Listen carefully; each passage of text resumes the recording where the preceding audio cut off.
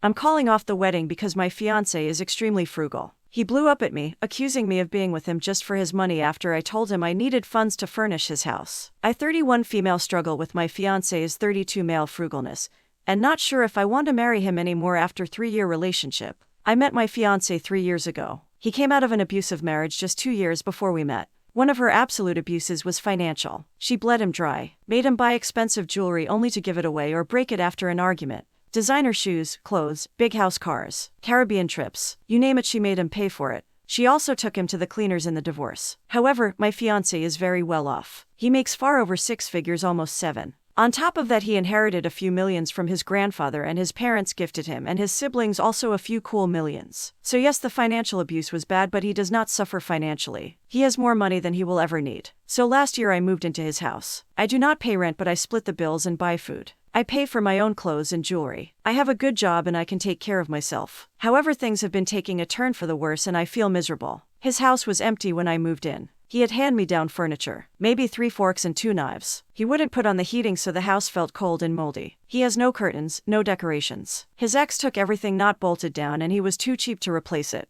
Just imagine a $1 million house like that. I am grateful that I can live in his house. It is something I could never afford myself, but I didn't want to live in squalor. So I bought some kitchen supplies, some furniture. But at some point I realized I was dipping in my savings all the time and he did nothing. I looked into curtains, but those things are expensive. His house has so many windows, it is crazy. I didn't want to pay for this anymore. I told him I needed a fund to furnish his house. He blew up at me that I was just with him for his money. I pointed out all the money I spend on his house, the gifts and the trips, because he pays for nothing ever. Because he wants to be sure I am not here for the money. The fact is, if we break up, I have nothing. The house is not mine. If I spend all my savings on his house, I will be left with absolutely nothing. He wants a prenup and I am fine with that, but I can't help but feel used. Next to that, I am jealous of his ex-wife. I feel like she got treated and I am neglected. He proposed to his ex on a cruise with a $10,000 white gold diamond ring. I got the rhodium-plated Swarovski stuff that might cost like $100. The proposal was at a picnic in the park I organized, paid groceries for, and slaved in the kitchen for. I almost said no out of pure disappointment. However, I am afraid to bring it up and to be called a gold digger. I don't want to be funding a millionaire's lifestyle. He loves everything as long as I pay for it. As soon as he has to pay, it is frivolous, unnecessary. I can live like a poor person by myself. At least the fact there are literal millions lying around doesn't hang over me to bum me out, and I would just be paying for my own lifestyle. Would I be the jerk for calling of a wedding purely for financial reasons? Because I love this man, but I imagine our cheap wedding in contrast to his ex, her extravaganza. Will our future kids be able to have some luxuries? Or only if I pay for it? What if I ever become a stay-at-home mom? Will I have to beg to put the heating on? Edited to answer questions I see a lot. I know the abuse is not made up. His family and friends told me separate stories of the abuse they witnessed. Not only did it confirm it, it showed me she was way more terrible than I thought. Like stealing heirloom jewelry of his grandma with Alzheimer right after she was widowed. Pretending she was gifted these things even though everyone knew grandma hated her guts. I did not realize or see he is doing the same to me as she was to him, and he is subconsciously punishing me for what was done to him. I am not trying to force a lifestyle in him where he was previously happy in. He told me prior to moving in that he left his house like this because he was depressed after his wife took everything, even the curtains,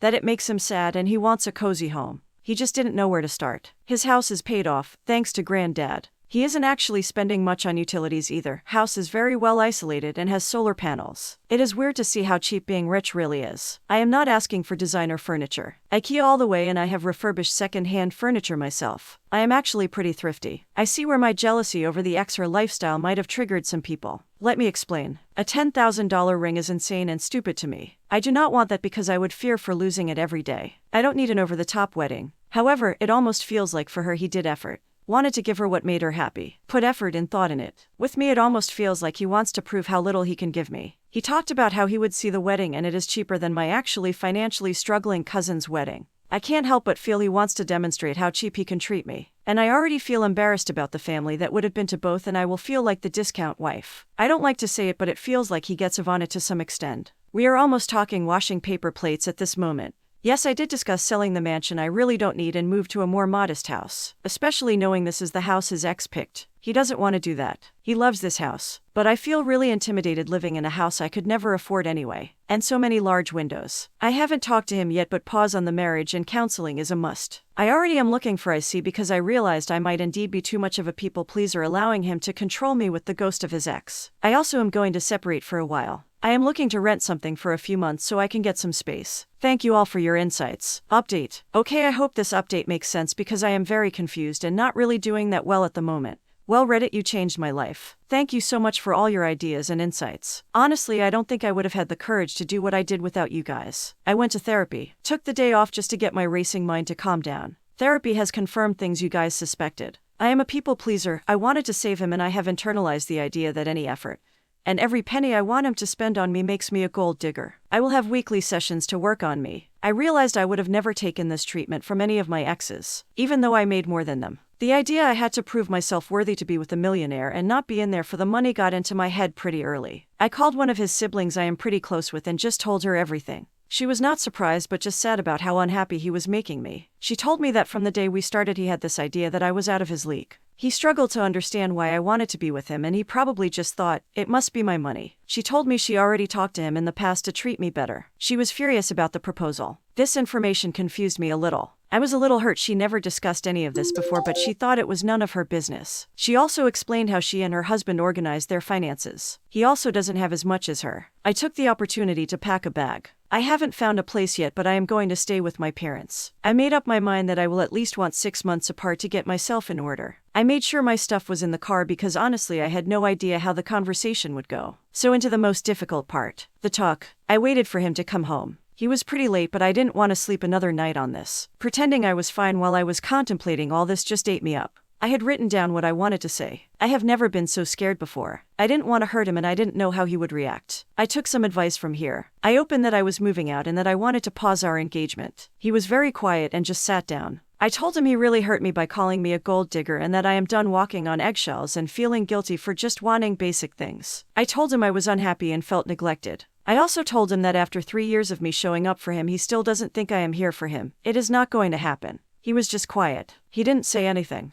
I told him that the constant comparing to his ex was unhealthy and unfair. Punishing me for her sins was abusive. I told him comparing her to me all the time has triggered me comparing myself to her and starting to feel like she was worth more than me. One of the things about her was mostly ungratefulness. He would do nice things for her but it was never enough. The thing is, he doesn't do nice things for me and I have to be grateful for the pleasure of picking up the bill. I told him he was not ready for marriage, that I dreaded having kids with him and live like this. That is, didn't trust he would take care of me if I would become a stay-at-home mom. And at that point I just called him abusive and a user. I was getting pretty angry saying all this out loud, losing my composure and script a little bit. He remained quiet with almost no emotion on his face. I stayed quiet but nothing came out so I decided that I would just leave. Only when I got up to go he said please don't go. He asked me if I was pausing the wedding or calling it off. He wanted to know if it was over or if he still had a shot. I told him I wanted out of this house. I honestly don't want to live in his her palace of sadness anymore. I needed him to go to therapy and especially financial therapy. I needed a separation. I told him I was open to couples counseling if he went into IC. He begged me not to do the separation but honestly I really wanted it.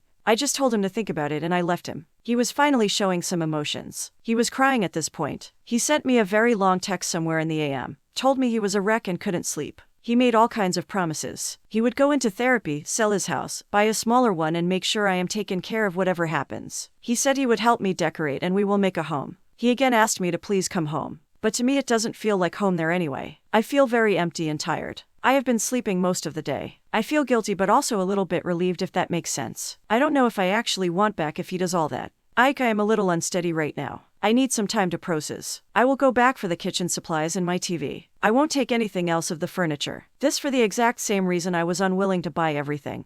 His house is huge so the couch is huge. I can't take it. Update. Hi everybody. Let me just say I am overwhelmed by the number of people really caring about me and asking for updates. Strangers who care about you is a feeling like no other, thank you. So as I said I left. I am looking for an apartment I can afford. My parents are helping out. I am living with them and saving up. I am not closing all doors but as for now we are broken up. I have no contact. The first week he transferred a large amount to my account. It really rubbed me the wrong way. It just showed me that he still thought that money was what kept me here. I deducted the couch I left and transferred everything else back. I asked for no contact after this. He has been respectful of it and I feel free at the moment. I felt guilty for my needs, for wanting to be taken out every once in a while. The longer I am out the harder I realize it was abuse. I have an autoimmunity problem and the cold house caused it to flare up. Even after that he kept turning the heat down. He'd rather have me miserable than pay what? $100 extra in the end of the year. The last thing I heard is that he put the Palace of Sadness on the market. I have seen the ads, so happy he is going through with that. I heard of his sister that he is in therapy. I am happy for that and I hope he keeps that up. He is keeping his promises so far, but I need to see real change, and even then I really don't know. I am building my own life by myself, thinking about getting a puppy, if I give him another shot. It has to start all from scratch. I want to start dating again and take it slow. Therapy is really a good idea. I now know I was just bringing this on myself as a people pleaser, savior, wanting this man to be happy so bad I forgot about myself. Never again. So that is all there is to say, really. Update: thank you for everyone reaching out to me. I have closed in on a little apartment for myself. I got a puppy. After being at a home where I was truly loved, my parents, I realized how sad, cold and alone I had been.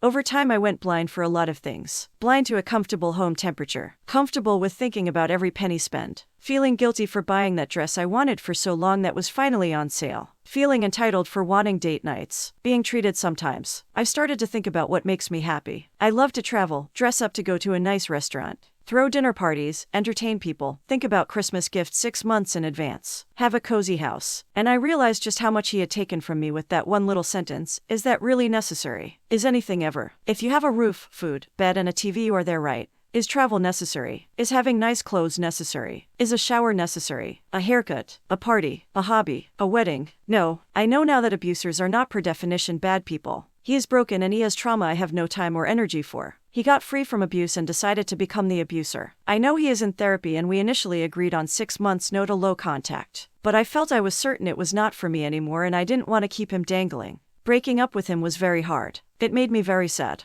I never wanted to hurt him and I loved this man very deeply. I wanted us to be each other's happy ever after. We both came from dark places and I wanted us to thrive together. His family told me I was the one. I was everything he was looking for and I felt so lucky. But we only have one life and he has so much work to do before he even becomes the bare minimum of what I needed. I feel failed. Like my story has a bad ending. I feel very broken and sad. I will take my time to just be me. I hope he does the same. I truly hope he finds the one and becomes happy. Mostly I hope that for myself, but for now I am enough by myself with the pupper. Thank you all for your time and support. I am going to have a little cry and some fur baby's fluffy fur. Update: I was in a financially abusive relationship. With enough time passing now I am more comfortable with the word abuse. I fought it for a long time because he did not scream at me, hit me or called me names. He just used triangulation and the image of his abusive ex to use my own kindness against myself.